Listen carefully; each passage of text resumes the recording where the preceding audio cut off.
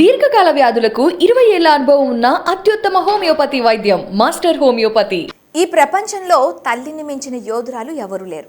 బిడ్డ కోసం తల్లి తన ప్రాణాలను సైతం ఆనందంగా ఇచ్చేస్తుంది. బిడ్డకు కష్టం వస్తే తను విలవిలలాడిపోతుంది.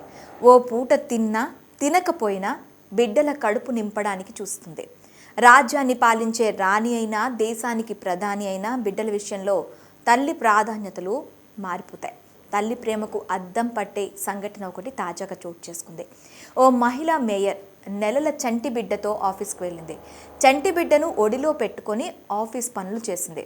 ఈ సంఘటన కేరళలో చోటు చేసుకుంది.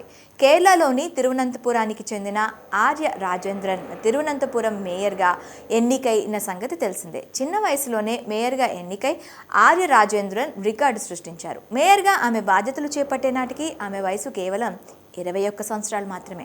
దీంతో అప్పట్లో దేశవ్యాప్తంగా ఆమె పేరు మారుమ్రోగిపోయింది. తాజాగా మరోసారి ఆమె పేరు వార్తల్లో నిలిచింది.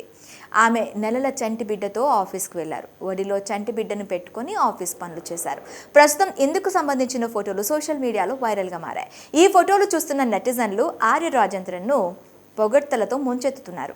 బిడ్డను ఆయాలకు అప్పగించకుండా ఆఫీస్కు తీసుకెళ్లి మరీ పని చేయడాన్ని ప్రశంసిస్తున్నారు. కాగా ఆర్య రాజేంద్రన్ భర్త సిపిఐ ఎమ్మెల్యే సచిన్ దేవ్. ఆయన కూడా చిన్న వయసులోనే ఎమ్మెల్యేగా గెలుపొంది రికార్డు సృష్టించారు. మరి మేయర్ ఆర్య రాజేంద్రన్ ఒడిలో చంటి బిడ్డతో ఆఫీస్కి వెళ్లటంపై మీ అభిప్రాయాలేంటో కామెంట్ రూపంలో తెలియజేయండి.